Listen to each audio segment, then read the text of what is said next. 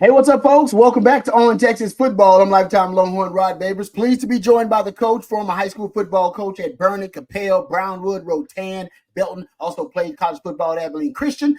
Coach there on multiple stints, but also was on the University of Texas staff of multiple head coaches. Now you can catch his work at ShipleyRanches.com. It's Coach Bob Shipley. What's going on, Coach? How you doing?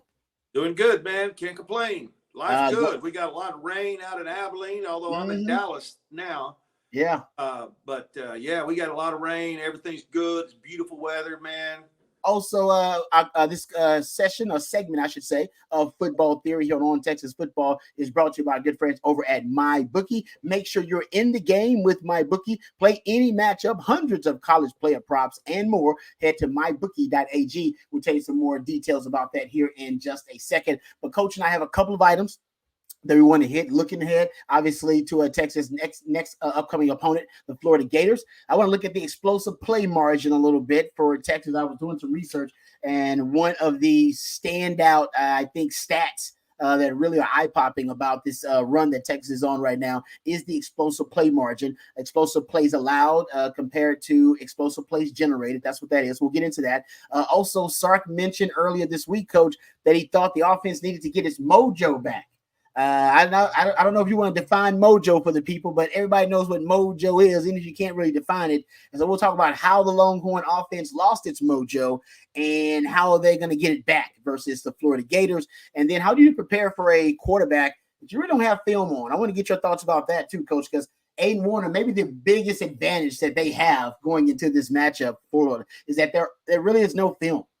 There's no film out on Aiden Warner, the third string walk-on transfer quarterback from Yale, who will likely be making his first start versus the Longhorns. We'll talk about that too, because Sark was asked about it, and I want to get Coach's thoughts about it. But before we continue, let me tell you about our friends over at MyBookie. With all the excitement of this season, make sure you're in the game with MyBookie. Bet any matchup, hundreds of college player props, and take advantage of weekly risk-free bets. The best part is you can do it all anytime, anywhere, straight from your phone. Visit mybookie.ag and use the promo code ONTexas to get started. It's MyBookie's 10-year anniversary, and they're rolling out the red carpet, folks, for bettors everywhere. You can bet big and bet confidently with risk-free Thursdays. If your boosted bet doesn't hit, you'll get your money back weekly. No sweat, win-win bets all season long. If you sign up right now, use the code ONTexas to cash in on the double deposit bonus. It's a no-brainer, folks. Double the cash in your account before you even place your first bet. But don't wait. Do it right now because that's only available for a limited time only. And for you seasoned veterans out there who've been playing with MyBookie for a while, how about MyBookie Plus? That's right, a brand new loyalty rewards program. It's pretty simple. The more you play, the more you earn. As you progress through the tiers, you can unlock exclusive promotions, epic giveaways, and even cash back in your account. That's mybookie.ag, and check out MyBookie Plus. Remember, use the code ONTexas and you will get that very generous double deposit bonus from my friends over at MyBookie. All right, Coach, let's dive right into it.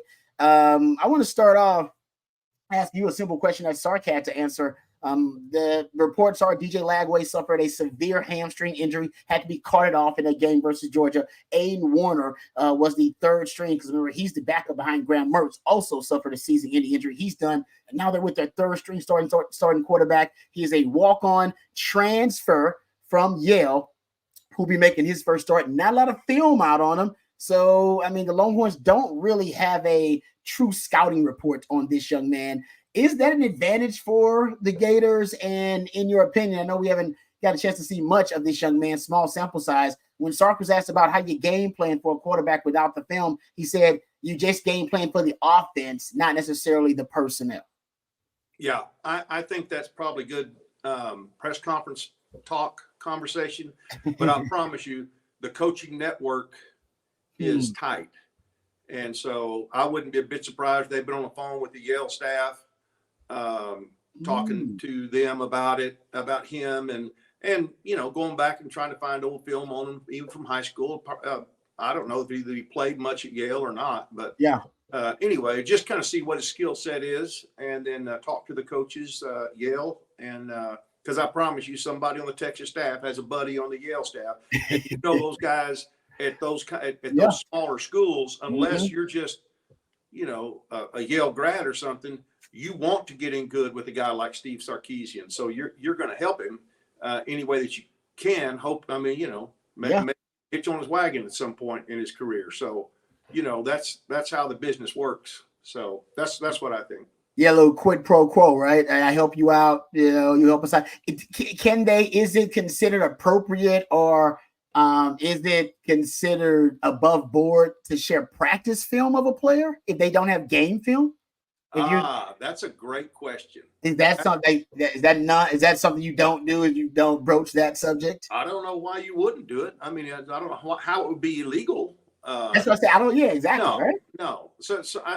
I think it's just. I mean, coaches, just like you do every day for every show you do your homework, and you do a dang good job at it because you care about it and it means a lot to you. Same thing with the coaches. They're going to do their homework. They're going to find out everything they can, and that's all. And then you've got to prepare for the offense, but at the same time, good and well you're not going to see the same offense. No way. You're just not. So. Yep. It's going to be some adjustment on the run, probably, game time adjustments during the game, potentially, but I think they'll be prepared. I think they will too. How about this story, Coach? From Ryan, this comes from Michael Taft. Actually, he spoke to the media Monday and informed the media he has a friend, a really good friend, who actually is on the Yale team, the Yale football team. He said, basically, he's talking about Ryan Lindley, is his former teammate at Westlake, who now plays for Yale. And he said, quote, Warner, talking about the starting quarterback, or at least the projected starting quarterback for Florida in that game versus Texas. He says, Warner played at Yale last year. My best friend is a guy by the name of Ryan Lindley. He says he was one of their best receivers last year at Yale. Ryan wore number 16 for Jackson. That's why Michael Taft wears number 16. He says, just like I do, and Aiden Warner wore number 15 at Yale. So they were locker buddies. He says, I'm going to get the whole scoop from Ryan here come Wednesday or Thursday. And he also revealed that the little bit he did talk to Ryan about Aiden Warner, he said he could sling it. He said his arm's phenomenal. He's a competitor. He's a really good football player. He's built for that moment. He wants to play big time football, and that's his opportunity. So it's going to be cool. So Michael Taft already been doing some insider research, some due diligence. Yeah. So he might be able to get some of that practice film himself. Don't, as I say, don't take the bait, because everybody hears walk on. All of a sudden they just go, walk on. Hey. I mean, especially if you already have heard from his receiver, his previous college, that he can sling it and that he's competitive and he's ready for the moment, and he's that kind of guy. Hey, man, that's when legends are made in games like this for guys like him. Yep. So yeah, certainly don't take him lightly or blow it off. You better be ready. If he can sling it, I mean, I wasn't sure that he was much of a passer, but. They may not have to change their offense much. I don't know. Yep, you got to be ready for it. I mean, it's early on. That element of mystery actually can be an advantage for them early on in the game. Yes. We shall see. I believe they're going to be really overly reliant on their running game. They did receive news that Eugene Wilson, one of their best wide receivers, who wasn't available in the Georgia game, he won't be available. He's having season-ending surgery, so they're going to be a little bit deficient at the wide receiver position. But running back, if they end up getting Montrell Johnson back, they'll really have one of the best groups of running backs the Longhorns have played all season long. All right, getting back to the topics here, Coach. I want to talk about explosive play margin. I've always been a big fan of explosive play margin ever since reading Bill Walsh's Finding the Winning Edge. In that book, Bill Walsh basically described explosive play margin as one of his most important stats in his research about football, and claimed that teams who won the explosive play margin by 2 or more explosive plays won the game 80% of the time. And if they won it by at least one play, they won it like 60% of the time. Texas right now, their explosive play margin, they're actually leading the country. And it's mostly because of the defense in explosive play margin. They've only allowed, Texas allowed 13 total plays of 20-plus yards all season long on defense, Coach, all season long. 1 20-plus yard run they've allowed all season long, and 12 20-plus yard passes, the fewest, of course, in all of those categories. But that leads you to the offense, which has generated 57 explosive plays. If you look at their explosive play difference, they have the highest explosive play difference that I could calculate in college football. And actually, nobody's really. Ole Miss is at third plus 33, Texas at plus 44. Hell, Indiana actually is at plus 27 here and there. Georgia's at plus 24. But explosive play margin, the reason they stood out to me, coach, is because Florida, I was a little surprised. They actually have allowed just 8 rushes of 20 plus yards. That's actually a really good number for them. But unfortunately, when you look on the other side of it, their defense has also allowed 33 20 plus yard passes. That's 111, by the way. They're 111 in 20 plus yard passes allowed. So getting back to, I think explosive plays are going to play a huge role in this game, coach. And that's kind of what Longhorn fans want to see more of anyway with the offense. More of those explosive plays. But just giving you some of the raw numbers, the defense definitely doing their job. But this game against Florida, maybe this is the game where some of those explosive plays kind of come back for the Texas offense. I think that's what's been missing the last 2 or 3 weeks. Yeah. There's no doubt about it. And we need to have a good game running the football. We just have been too inconsistent and just hadn't got back in a groove yet, really. I think we have talented enough backs certainly to have some more explosive plays than we're having. And we certainly have, the offensive line. But we've got to establish dominance in the running game Saturday. And if you do that, we're going to break some runs, but you're also going to have some shots to go over the top with the ball and get some explosive pass plays as well, in my opinion. Yep. I'm with you. I mean, Florida actually has done a decent job of limiting explosive plays in the run game, but not necessarily in the passing game. They're, if you look at their pass defense, they're 68th in pass defense, 88th in rush defense. So probably a little more susceptible to the run. And we'll see if Texas wants to pound the rock against this Florida team, because this season has been one of their vulnerabilities, their Achilles heel. Let me ask you about this, Coach. Sark, speaking of the offense, he did say earlier this week that he thinks the offense needs to get its mojo back. I don't know who taught Sark the mojo term, but he hadn't been using that a lot. So that's usually a Southern thing. So I'm glad Sark is using it now. They have lost a little bit of their mojo. I went back and looked at some of the rankings for the Longhorns in some important statistical categories over the last 3 games in the last 4 weeks, of course, because they had a bye week. Yards per completion, yards per play, yards per attempt, rushing yards per game, yards per reception, sack percentage. The Longhorns in the last 3 games in the last 4 weeks, they actually are ranked no higher than 95th in all of those categories, actually triple digits in most of them, just in the last 3 games in the last 4 weeks. So I think that's what he means by losing some of their mojo. How did they lose their mojo, Coach, and how do they get it back is the question. Well, I think it's not that uncommon as the season progresses and people get more and more film on you and your schemes and how you're hurting people, and then how people that are having success against you are defending you. And so I think it's not that uncommon.